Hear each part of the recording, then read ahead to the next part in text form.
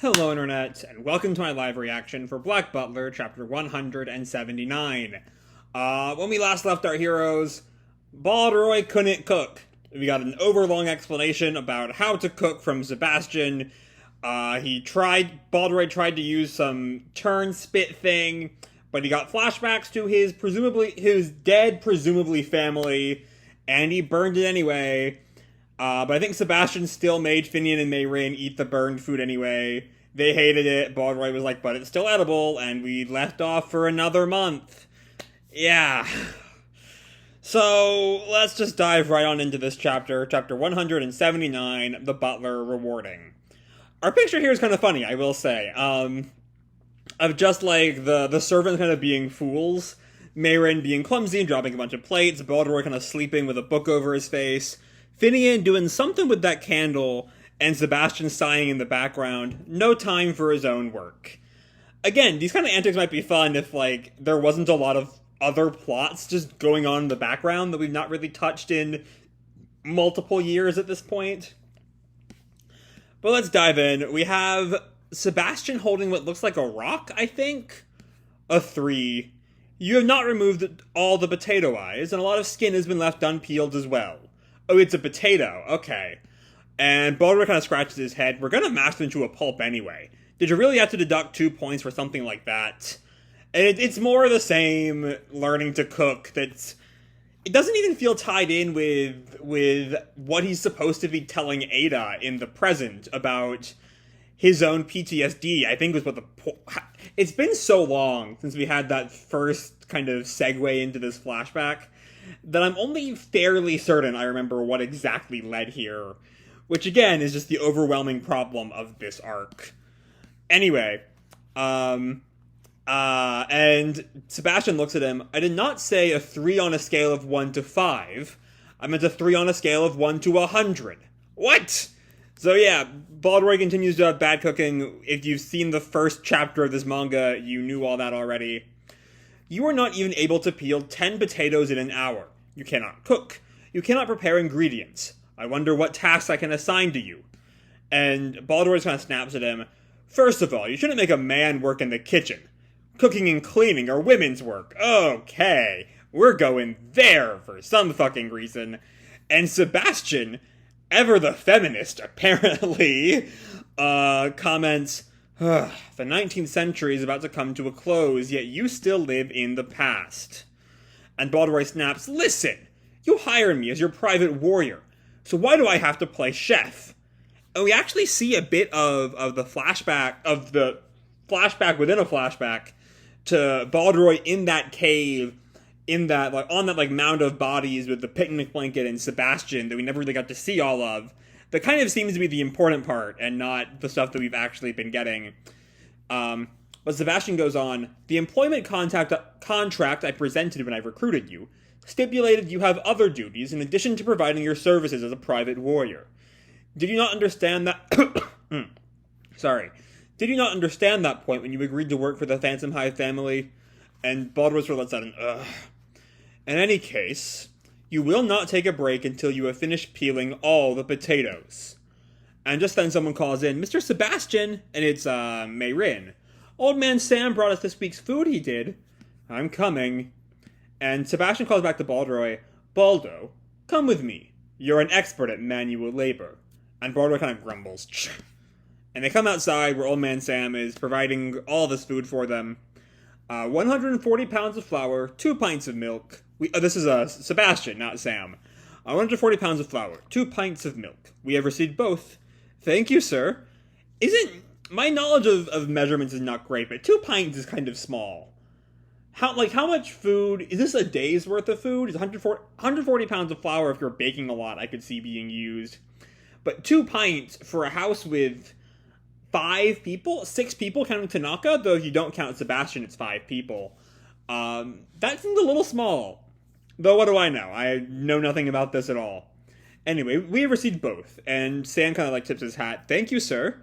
And Sebastian asks, how are things in the village? And Sam kind of thinks, now that you mention it, there was a carriage at Charlie's Inn.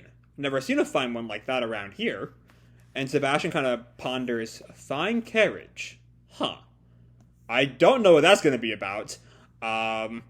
Is there going to be a larger plot to this flashback beyond Baldroy sort of settling in at the manor? I guess that's nice. It's still sort of, two plots removed from the actual plot of this manga. We have the sanatorium plot and now this plot distracting us from the Undertaker and real CL drama that should be the main focus, but we've not focused on in a very long time.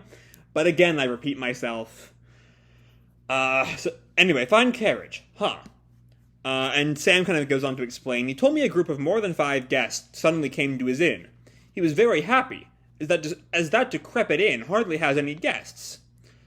And then we see this little boy, who is, I guess, working with Sam, who kind of chimes in.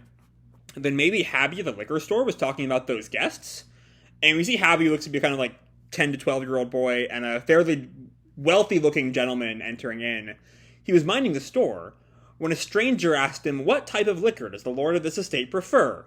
Which isn't really a great question considering that CL is a child. Though also, when did alcohol age laws come into effect? Would a 12-year-old, 13, 14? How old is CL supposed to be? Somewhere in that age range. Would he be expected to drink alcohol? I'm not quite sure. But the boy kind of goes on.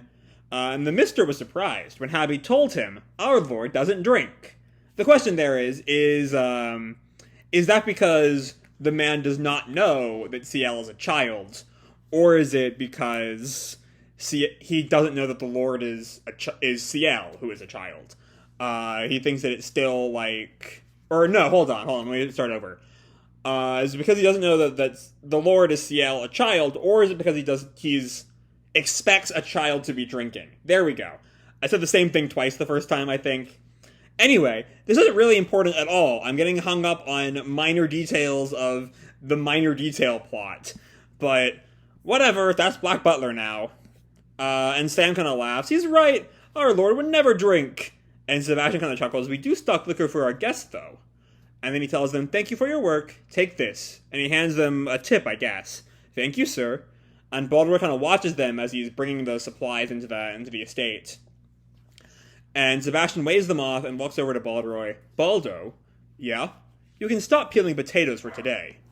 I want you to clean the still room instead. The still room? Isn't that the housekeeper's room where jam and fancy tableware are kept? Why'd I need to clean it?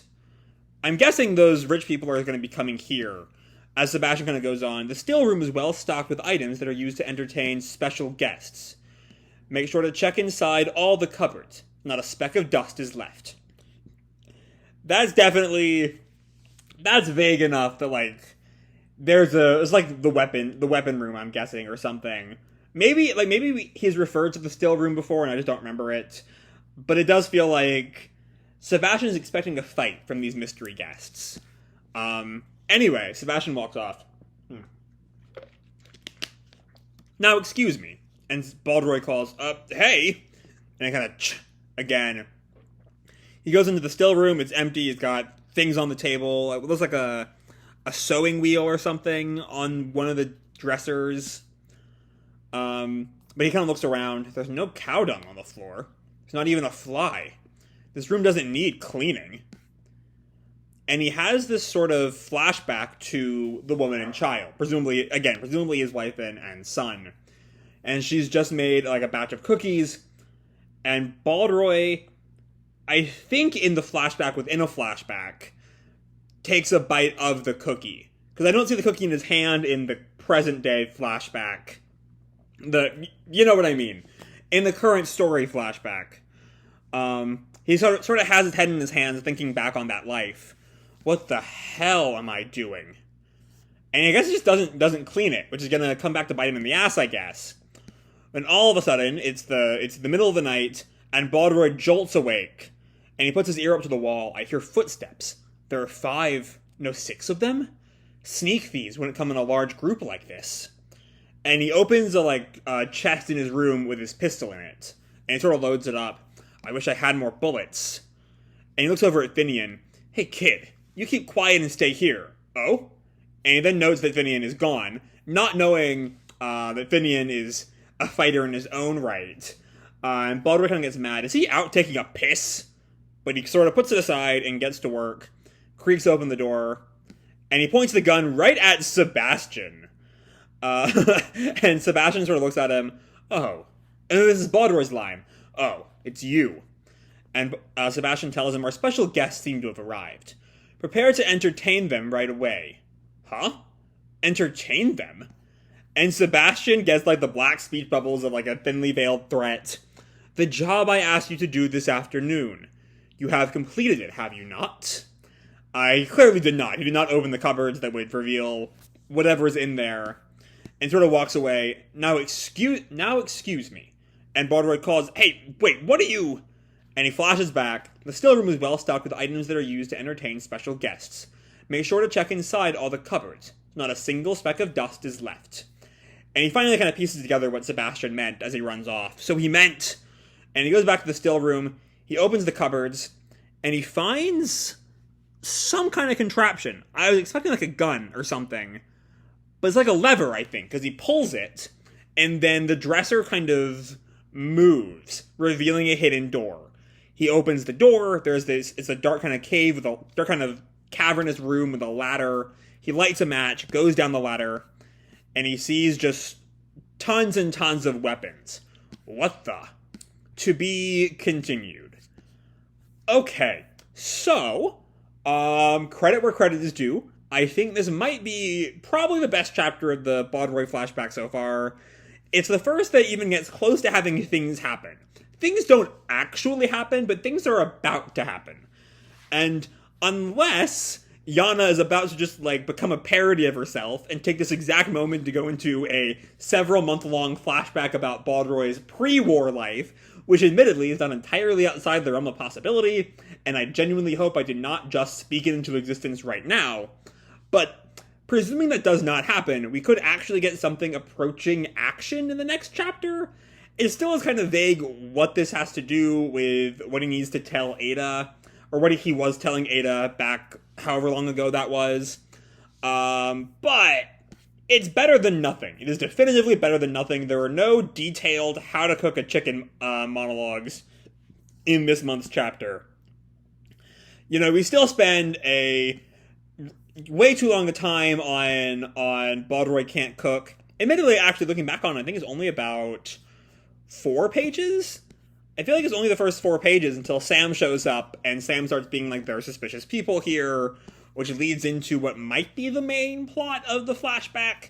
I don't want to kind of jinx myself and say, as soon as this threat is over, the flashback will end and we'll get back to the present, because I thought that with Mei Rin, and then Mei Rin kind of joined the household, and there were like 3 more chapters before we got back to the present. So, you know, tempering my expectations. But with this series, at this point, my expectations are always a little tempered. That's just what Yana's got me into at this point. But yeah, there are definitively things about to happen, which is more than I could say for the past couple of months. Things are moving towards happening. It still is mind-bogglingly slow. But like, it's better than nothing, I guess? Yeah, that's really all I gotta say for it. So, I'm gonna leave this video off here. Hope you all enjoyed the chapter and the video itself. If you did, feel free to drop me a like or subscribe, you know, do whatever makes you happy, you know? And remember, your life is your own, okay? Bye!